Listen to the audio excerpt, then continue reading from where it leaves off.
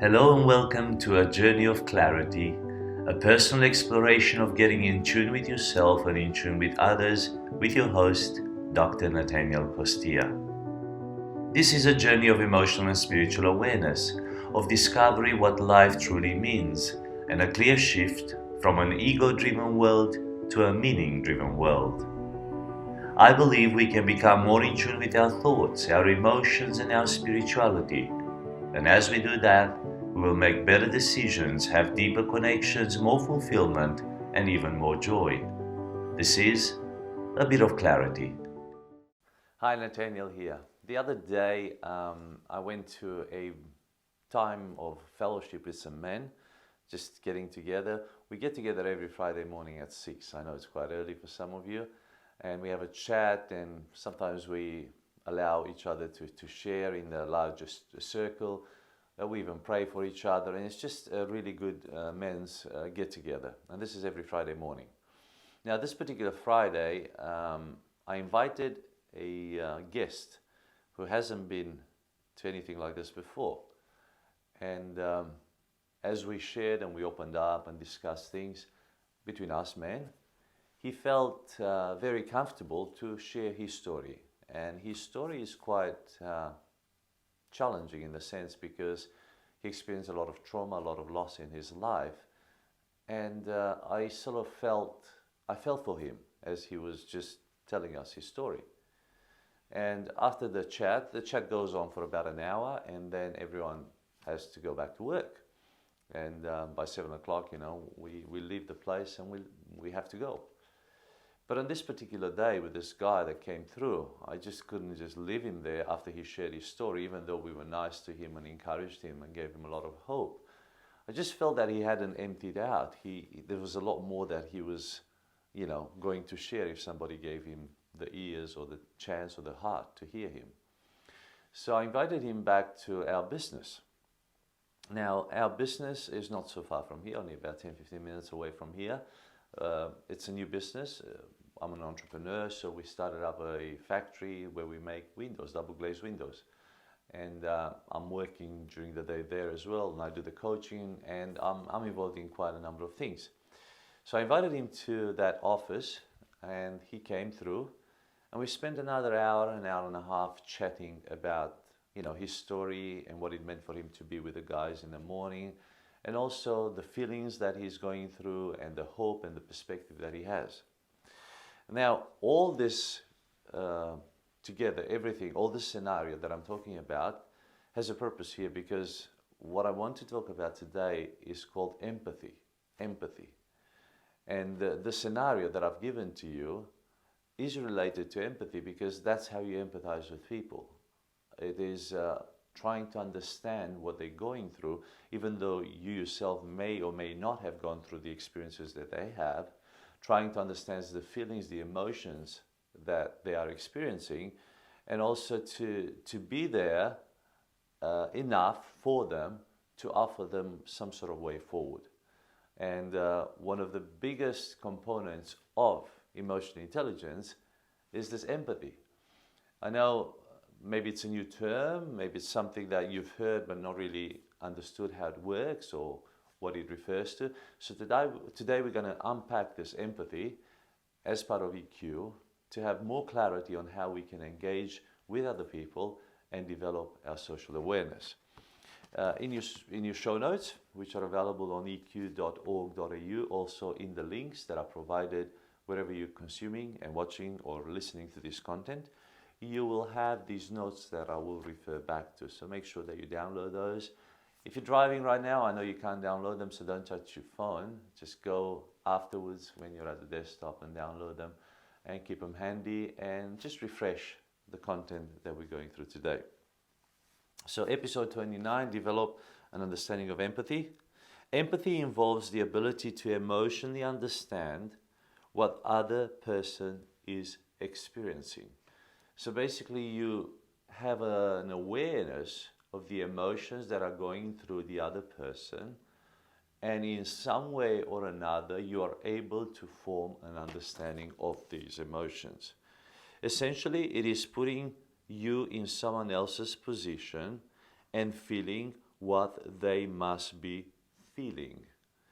So it's not putting yourself in their shoes and how you would feel about the scenario they're going through or the experiences they're going through.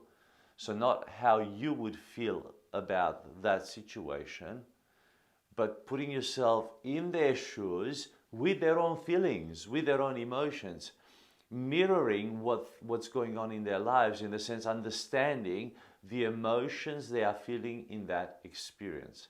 That is empathy. As humans, we are equipped with mirror neurons that help us share emotional experiences and become more empathetic towards others. That means if somebody is experiencing grief, we can mirror that emotion in us, and we know what grief means from our own experiences, from our own understanding of grief. And when we exercise empathy towards that person, we will feel the emotion that they are going through in that moment. So for example, if somebody comes to you and they've lost somebody dear, somebody that is very close to them, the way you will appropriate that emotion, the way you can experience that empathy in that moment, is by reflecting of some sort of loss that you've had, some sort of grief you've had, somebody dear that you've lost, and what that meant to you. And then by adopting that feeling, that emotion, you can think now about how these people are feeling in their situation. It's not about you, it's just mirroring the emotion so you can be part of that emotion that they're carrying. So that is exercising empathy. So we have this ability to mirror the emotion that somebody is going through. We can mirror the sadness, we can mirror the happiness. If somebody is happy, we can be happy with them. If somebody is unhappy, we can be unhappy with them, in the sense we know how to get into the feeling with them. Sympathy versus empathy and compassion. Now, a lot of the times we miss this, or we confuse this, or we use different attributes to describe what's going on in our lives or in some situations. And some of the terms that are very associated with empathy, but they mean something else, although at times we confuse them when we apply them, are sympathy and compassion. So sympathy, empathy, and compassion are closely linked, but they are different. So let me tell you how they differ. Sympathy involves more of a passive connection. Sympathy is like, I sympathize with you, but I will not carry the pain for you. I sympathize with your grief, with your loss, but there's not much I can do about it. Sincere condolences. That's sympathizing, right? Empathy generally involves a much more active attempt to understand another person. So it's basically, I sympathize with you, but I'm here to carry the weight with you. I'm here to grieve with you. That is empathy. So empathy goes a step further than just sympathizing with a person.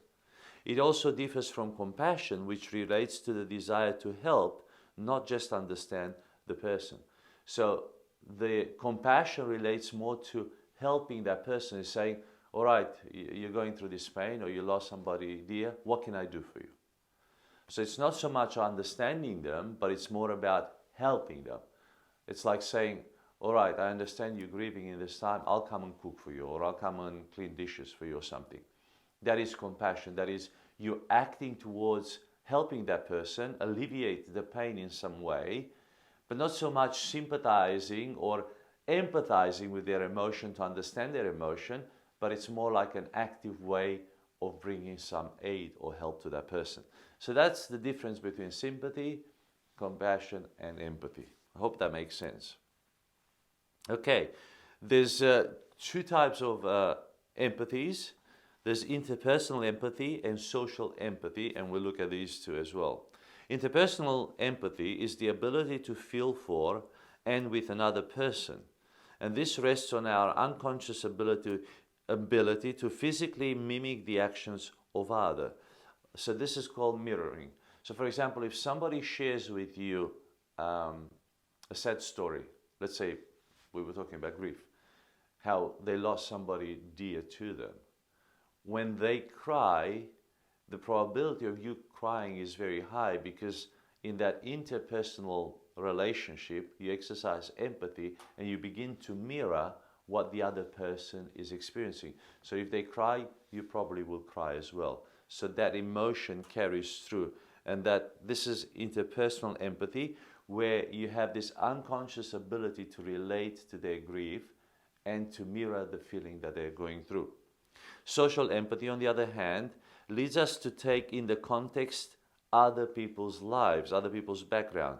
How might their lived experiences be based on the history of their lives? How has the history of the groups they may be members of, whether by race, gender, ethnicity, or religion, impacted their lives?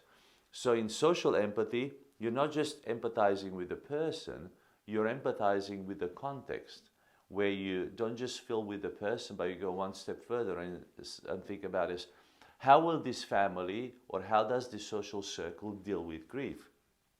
Based on this person's upbringing, what does it mean to them to grieve? For example, in some cultures, people grieve for a month, and they just basically stop doing everything else, and they just weep, and they just spend a month grieving. So to understand and to empathize with these people, you need to have this social empathy to understand the whole context of that experience for them. Let's say a lady could suffer a lot deeper than a man, or at least she can express the emotions that they're feeling than a man, based on gender as well. Men can be more enclosed, or they can exercise more grit, or they bounce back a bit quicker at times. I'm not generalizing here. All I'm saying is based on the background, based on the ability to carry on, based on their ability to communicate what's going on inside their hearts, inside their minds. So a social empathetic person takes in account not just a personal relationship, but they take in account the things that make up the person in that social circle. So they begin to understand more of the context, more of the upbringing, more of their, the way they see life, the way they understand life, the way they process things. So it goes a lot wider than deeper. So interpersonal empathy is a bit deeper, and social empathy is wider. Why do we lack empathy? Why do we lack empathy? So I've put this here because a lot of the times we are very selfish, and life is so much about ourselves, and we live in a very individualistic society, and we do lack empathy at times, or we just simply don't notice what people are going through. And let me tell you something. Most of the people that we come in contact with need a bit of love, need a bit of empathy. So if you get empathy both on a personal level but also in a social context, a lot of people will like you, and you'll bring a lot of good to the people out there. So why do we lack empathy? We lack empathy because we fall victim to cognitive biases. We often attribute other people's failures to internal characteristics while blaming our own shortcomings on external factors. So let me explain this because this is very important. So these cognitive biases work like this. If I do something wrong, it's because I've been influenced to do something wrong. So let's say the other day I got really hurt, injured at soccer while I was playing soccer. So if I foul somebody, I say, well, I got the wrong pass, or I wanted to get through, or it's from an external, or why did you run so close to me? Why did you come my way? Why didn't you? So it's all about the external influences. But if somebody hits me, I say, well, what's wrong with you? Why are you tackling me? Why are you going at me? There's something wrong with you. Let me give you another example, something a bit easier, something a bit more where this lands a lot better than maybe soccer. Soccer is a good example, but not everybody plays soccer, so I get that. So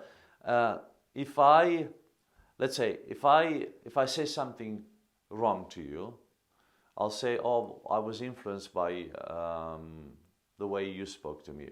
Or I could say to you, I heard that from somebody else said that to me, so I just passed it on. So I attribute my wrongdoings to external influences. Now, if you say something wrong about me, or if you gossip about me, I will say, mate, you've got an issue, you're a gossiper. So I attribute your problems or your behavior to your personal issues, to your personal problems. So I say, you've got an internal problem, mate, and you've got to sort it out. I don't have an internal problem. I've been influenced from the outside. So your problem is personal, my problem came from somebody else. That's the way we normally blame others, and that's why we don't show empathy. Kids do this very well. They will always find an excuse, they will always find a blame that it wasn't their fault. Whereas when we face the reality that we also have an issue, we can empathize with other people. So one of the ways we lack the ability to empathize is we have these cognitive biases where we think that we are influenced by external forces, and that's why we make mistakes, and other people are internally evil. That's why they make mistakes. Number two, we dehumanize victims. We can think different people don't feel and behave the same as we do. So especially people who are distant from us, people who are far away. So for example, let's say with COVID-19, in some countries, thousands of people lost their lives. Whereas for us in Australia, only a very, very small minority lost their lives. I think in Western Australia, maybe only a couple of people, 2 or 3 people died of COVID. It's like, doesn't even compare to the rest of the world. So when we hear that 1,000 people died a day in India, let's say of COVID, we dehumanize it. We say, oh, well, that's in India, it doesn't really matter, there's a billion people there. And that's a lack of empathy. I mean, they are human beings. They have the same values as we have. They have children, they have mothers, they have fathers, but we dehumanize it because they're not so close to us. In the tsunami, I don't know, 200,000 people died. So, it's like, so what? 200,000 people died. To the Western mind, that's no big deal. But if a child on your street got hit by a car, it's like the biggest drama in the world because it's so close and it's so personal. So what's the difference between a child dying in Australia and a child dying in, I don't know, Indonesia? There should be no difference. But we dehumanize people, and that's why we lack, that's an example of lacking empathy. Number three, we blame victims. We can easily make the mistake of blaming the victim for his or her circumstances. So, we have people who, let's say, are victimized. Somebody, let's say, gets raped, God forbid, but, in the worst case. Then we can say, well, why did she dress up like that? Why did she go on the train like that? Why did she go on the train at 11 o'clock at night? It's like, we blame the suffering and, the victim for something that they're not guilty of. And we don't exercise empathy. And sometimes we do this jokingly, but in reality, these are very, very harsh ways of looking at life. I don't think we fully understand that we were created as humans to coexist with one another, to love one another, to respect one another, to honor one another, to help one another. We are part of the same mold. I mean, whether you believe that, I don't know what you believe is. I believe that we were created by God in the image of God to bring the image of God on earth. And every single person is God's creation. So I got to honor them, I got to respect them, I got to love them, and I got to share this life and this earth and this world with them. So, otherwise we will segregate society, we will segregate, that's why we have discrimination, that's why we have racism. We've got so many issues in the world because we don't learn how to empathize and respect one another. So empathy is very, very important. How can you grow empathy? Well, I'm glad you asked. Even if you haven't asked, I'm going to give you the answers. Okay, make listening a priority. I'm going to say this over and over again. In fact, I'm going to do a show later on just on listening. Because if you get listening right, you get everything right.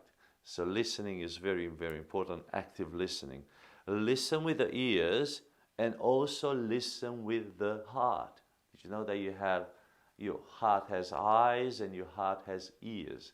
So learn to listen with the ears. Learn to go deep with a person, The only way you're going to empathize with somebody is if you can listen emotionally as well as mentally, logically. Number 2, share in their feelings. Step beside yourself and adopt their emotion for a few moments. At the same time, know that you're not them, but you can step from your own being into their shoes and grasp the emotion that they are feeling, the challenges they are going through, just for a little while. Not, as I said, not what you would feel instead of them if you were in the situation, but feel what they are feeling. So be them for a little while, and at the same time be separate from them so you can help them. Because if you become them, then you can't help them. But step alongside or step in their feelings for a while to understand them, so then you can assist them and lift them and give them hope and give them direction and give them optimism and guide them out of their issue. Okay? So sharing their feeling. Number 3, relieve someone's suffering by taking action. Carry some of their pain and bring optimism and hope. So don't just share in their feelings because they're sympathizing, but go deeper and in one way or another, see what you can take away from them, in a sense.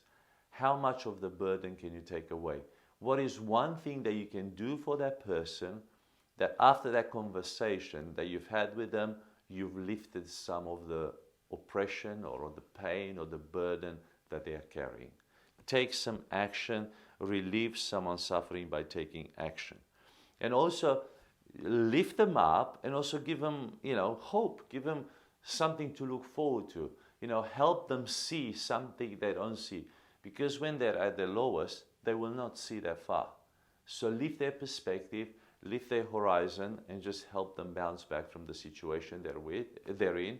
And also in a practical way, give them a lending hand. That is empathy. So the 3 ways of growing empathy: make listening a priority, sharing their feelings, number 2, and number 3, relieve someone's suffering by taking action. Well, I really hope that this sits well with you, because we want to become more empathetic people. We want others to understand us. Everyone wants to be understood. Your children want to be understood. Your wife wants to be understood. Your husband wants to be understood. Everybody wants more understanding. We too want to be understood. Why don't we offer that understanding to others more and more? Why don't we empathize more with others? We want people to empathize with us. We want people to know us. We want people to hear us. We want people to understand our emotions, what we are feeling, why this is unsettling us. And at the same time, we should be able to offer that same understanding, that same love, that same empathic action towards others. The whole world needs a lot more empathy. So make sure that you are a carrier of this massive blessing to the people out there.